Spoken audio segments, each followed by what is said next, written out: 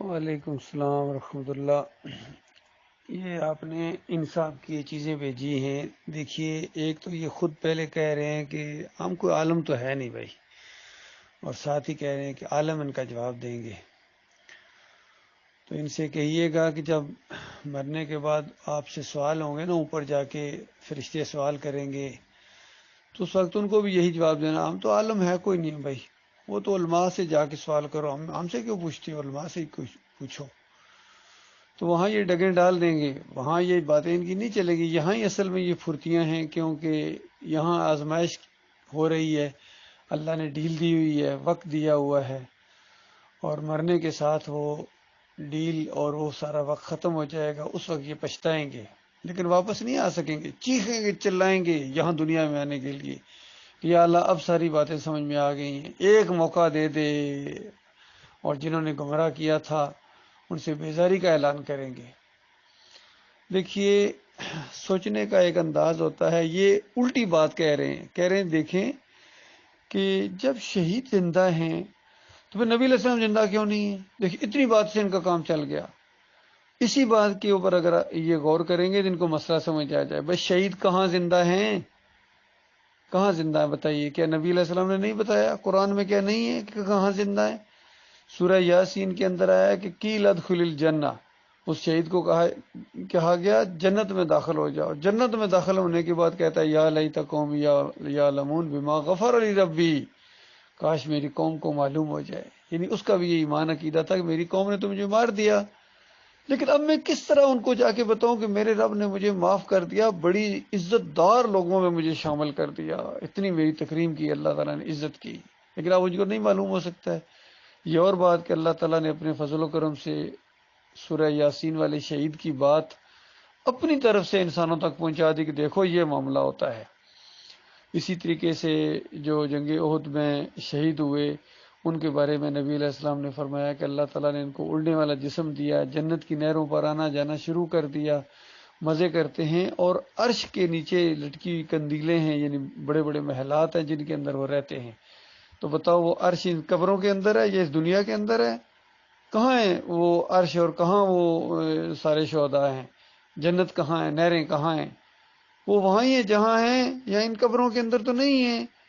تو جب شہید جنتوں میں زندہ ہیں، جس پیغام کے اوپر وہ ایمان لائے اور جس پیغام کی وجہ سے انہوں نے جان دے دی، وہ تو جنتوں میں زندہ ہوں، اور جو وہ پیغام لائے تھے وہ قبر میں زندہ ہیں۔ اللہ کے بندو کچھ تو قول کرو، ان کا مقام تو شہداء سے بھی اوپر ہونا چاہیے۔ اور واقعی ہے، وہاں جنتوں کے اندر جہاں شہداء زندہ ہیں وہاں ہی نبی علیہ السلام بھی وہیں زندہ ہیں، اور بلند و بالا مقام کے اندر ہیں، سب شہداء سے اونچا مقام ہے ان کا۔ باقی اس قبر کے اندر زندہ کہنا یا ہر جگہ حاضر ناظر کہنا اور پھر مثالیں ایسی شیطانی دینا، بھائی جنات تو ہوتے وہ ہیں جو نظر نہ آئیں، انسان تو نظر آتے تھے، نبی علیہ السلام صحابہ کرام کو نظر آتے تھے، صحابہ کرام نبی علیہ السلام کو نظر آتے تھے، اور کافروں مشرکوں کو بھی نظر آتے تھے، صحابہ کرام نظر آتے تھے۔ جب جنگ ہو رہی تھی تو کافروں مشرکوں کو صحابہ نظر آ رہے تھے، صحابہ کو کافر مشرک نظر آ رہے تھے۔ یہ ساری چیزیں تو اپنی جگہ موجود ہیں۔ اب یہ عجیب طرح کی مثالیں پیش کرتے ہیں، کبھی کہتے ہیں کہ اللہ تعالیٰ نور کا ہے، اور اللہ نور کا نہیں ہے، نور کا خالق ہے۔ جعلت ظلمات والنور، سورہ الانعام کی پہلی آیت پڑھو، اللہ تعالیٰ کہتا ہے زمین اور آسمان کا خالق ہے، مالک ہے، اس نے روشنی اور نور اور اس اندھیرے کو پیدا کیا، خالق ہے۔ باقی خود لیسا کمثلہ شیء، اللہ تعالیٰ کہتا ہے میری مثال ہی کوئی نہیں ہے۔ اللہ کی کہاں مثال لاؤ گے بتاؤ؟ تمہارے دماغ کے اندر جو بات بھی آئے گی نا کہ اللہ اس طرح کا ہے، اس طرح کا، وہ تمہارے دماغ کی بات ہوگی، وہ حقیقت نہیں ہوگی۔ اللہ کی ہر چیز مخلوق ہے، تو اللہ کو مخلوق تو نہ بناؤ۔ یہ بہت بڑا ظلم انہوں نے کیا ہے جن لوگوں نے کہا ہے کہ اللہ نور کا ہے۔ اللہ تعالیٰ نور کا خالق ہے، نور کا رب ہے۔ اس نے، اللہ تعالیٰ نے کن فیکون سے اس کائنات کو بنایا ہے، اور پھر انسانوں کو اور جنوں کو اپنی بندگی کے لیے پیدا کیا ہے۔ فرمایا وما خلقت الجن والانس الا لیعبدون، کہ نہیں پیدا کیا جن و انسان کو مگر صرف اپنی بندگی کے لیے، یعنی سارے انسانوں کو اللہ نے اپنی بندگی کے لیے پیدا کیا ہے، اور انسانوں کی رہنمائی کے لیے کہ بندگی کس طرح کرنی چاہیے۔ بندگی کس کو کہتے ہیں؟ اللہ تعالیٰ نے انسانوں میں سے انبیاء کو چھانٹا اور ان کو وحی کا معاملہ ان کے ساتھ کیا، اور فرشتے کے ذریعے وحی یا جس طریقے وحی کا طریقہ ہے پیغام پہنچایا انہوں نے اللہ تعالیٰ کا کہ اللہ تعالیٰ کیا چاہتا ہے بندوں سے، وہ ساری چیزیں انبیاء نے بتائیں، لوگوں کو بندگی کر کے دکھائی۔ خود انبیاء کو اللہ نے اپنی بندگی کے لیے پیدا کیا ہے، نبی صلی اللہ علیہ وآلہ وسلم کو اللہ تعالیٰ نے اپنی بندگی کے لیے پیدا کیا، انہوں نے بندگی کی، پوری کائنات ان کے لیے نہیں بنی ہے۔